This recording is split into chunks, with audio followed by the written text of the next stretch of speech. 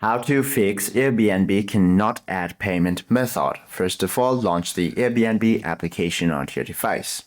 Tap on the profile icon on the bottom right corner.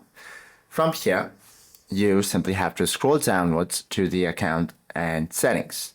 From here, head to the payments section and also verify that your card details and billing address are correct. So double check it and also match the bank statements. Your registered address on Airbnb must align exactly with the address your bank has on file. Then, if you fail the security check or exit out of the authentication pop-up, the card will be rejected. So ensure your mobile number is updated with your bank so you can receive the one-time password required to authorize the verification charge. Then clear the application and browser cache as well. So head backwards, open the app drawer, locate the app icon, long press on it, access the app info, head to storage section, then clear the cache.